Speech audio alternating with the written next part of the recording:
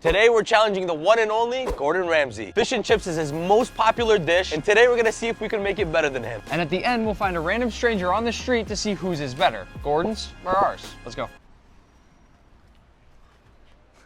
So we just ordered the fish and chips. I'm not gonna lie, Nick, I'm very excited for this. I've never had his fish and chips. Never. Never. I know this is like a friendly challenge. Yeah. Gordon Ramsay's the G. I'm sure it's gonna be delicious. I've had his fish and chips twice now. I do remember that the batter was perfectly crispy. The look of it is beautifully golden. Will it be hard to beat him? Think about it. He's from a part of the world where they've sort of perfected fish and chips. Thank you so much. That looks amazing. I have to be honest, like that looks really good. We're gonna lose. No, we're not, dude. First of all, off rib, it's an entire fillet. We're gonna lose. And the potatoes are big old wedges on the bottom. We're cooked. You have to have hope. We're gonna beat him. He even charred the lemon. First, let's try the chip.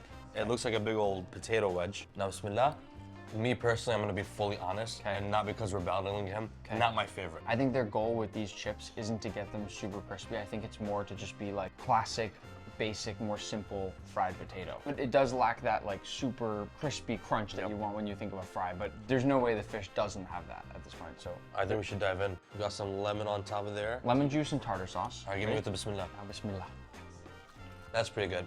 That's really good. Really nice, light crisp. It's gonna be a battle, but I think we can defeat him. Let the games begin. So we're back in the kitchen, and we are going to be attempting to take down the one and only Gordon Ramsay and his most popular dish, the fish and chips. Beautiful codfish. So very simply, we're just gonna slice each one in half. As you know, fish and chips always has that sort of classic look where it's about that shape, so we're going for something sort of similar. What we're gonna do is we're gonna hit the fish with a little bit of salt. We're gonna put it in the fridge for a couple minutes, and what that's gonna do is help extract that moisture from the fish, and it's gonna help season the fish internally. So real gently, we're gonna sprinkle a fish with the salt, and I'm just gonna give each one a flip. Just hit every little crevice with a little bit of salt. The other really important thing with fish and chips is that you have to focus just as much on the chips as you do on the fish. Now, the cool thing about having so many toys is that most people don't have one of these. Washed russet potato goes in. Yep. Please do the honors, sir.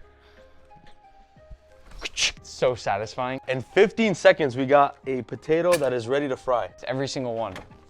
Oh, he couldn't do it. That's so embarrassing. Let me help you out. I don't want to mess up your cutting board. Let me help you out. That's so embarrassing. Here, let me show you how it's done. Oh, yeah. Yeah, 5 times jam, of course it's gonna work. Well, you couldn't even do it at all. If you don't get this, we're gonna end the video. Okay. In one go. Okay, guess you're good. Locked in.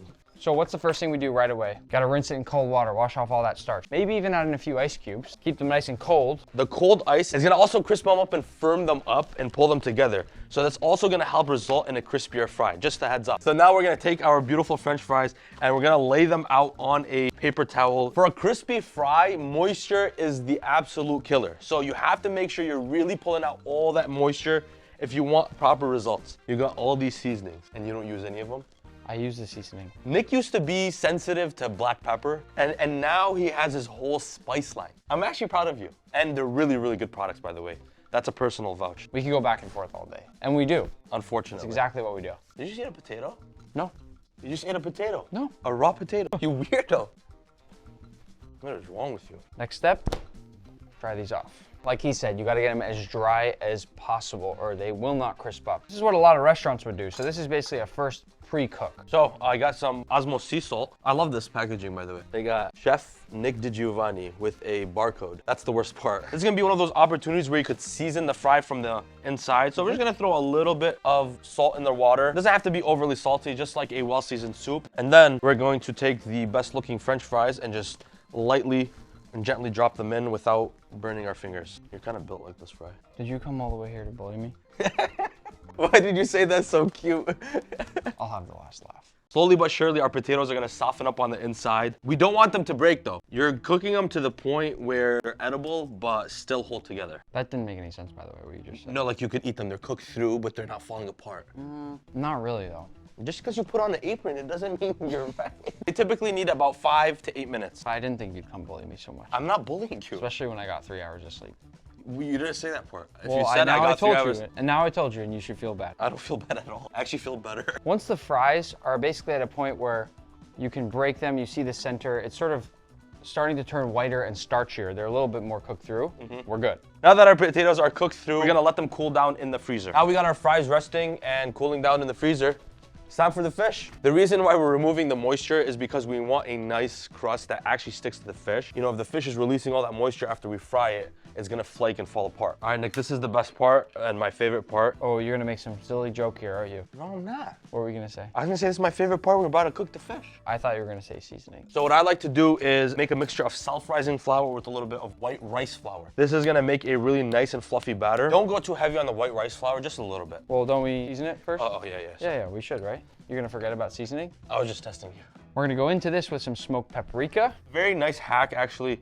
I'm gonna admit this, I learned this from Gordon Ramsay. Okay. The curry powder. Yeah, that's embarrassing to learn a hack from Gordon Ramsay in a recipe where you're trying to beat him, don't you think? Well, we want it to kind of be his style, but better. But yeah, curry powder is a really nice touch in here. And then last but not least, we're gonna be using Osmo's Coastal Catch. Like, I genuinely mean this. This is some really good stuff. It's really, really great. And we're gonna get generous. If you don't have access to this, or if you don't want to get it, I totally understand. I'm just joking.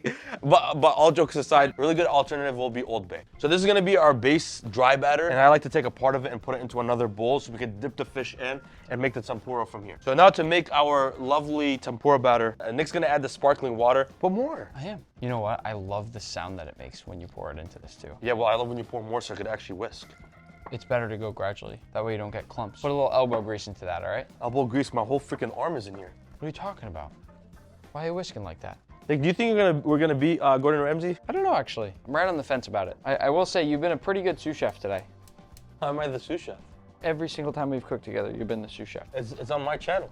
You're Doesn't the sous matter. chef. My kitchen. And also, just naturally, I think people know that you're the sous chef if there's both of us here. Go get the, No, you go get it. What are we grabbing? There's nothing to grab. You just want to say that. So for the batter, we're looking for a slightly looser than a pancake batter consistency. We got our beautiful 3 stations. We got the fish. We got our beautiful light tempura batter. And we got our nice dried seasoned flour. And now we have our oil. We're gonna get our oil up to 350 degrees. into the dry batter, very light. We just literally want to kiss it with that flour and then shake. And now into the wet batter, dip it all the way through, shake off that excess, and then we go 3, 2, 1. Nice. Drop it in.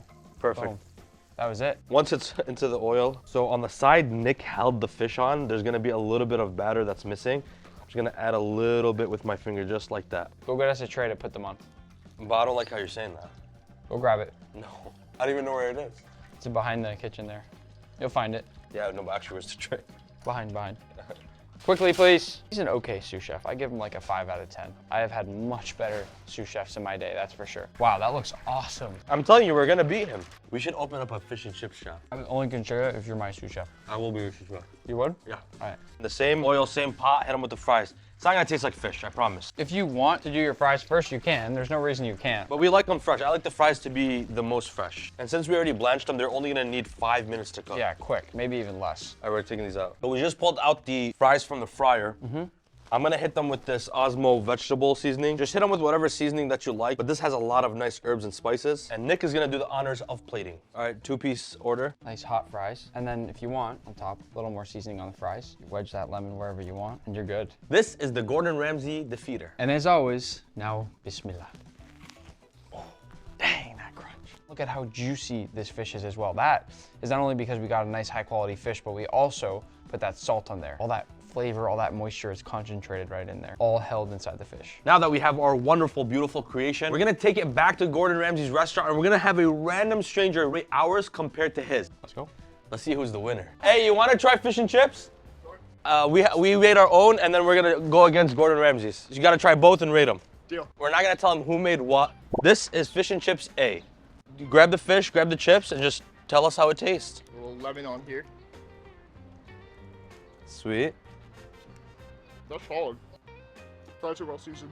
Nice salt. Even if they're a little cold, they're still good. I like that. Can you give us a rating out of 10? I've had some good fish and chips in London. I would say a solid like 7.5, 8 out of 10. This is better than the like street food I get in London. So 8 out of 10. And now we got fish and chips number 2. Piping hot. Shit, I should have warned you. It's worth it. Honest review, piping hot, nicely salted. Breadings, not as crunchy as I would have wanted on this one. Still pretty good. The fish is nice, moist. The fry, I like steak fries. I don't think they always go with fish and chips. I haven't tried the tartar sauce. Hold on, let me get in there. That's well done. Tartar sauce adds a lot. Yeah, this is tough. I would say this is I would call it a 7. I would probably eat the other one over this one. The first one was actually the one me and Nick made. We didn't pay him, I swear to God. There you have it, folks. Subscribe for more.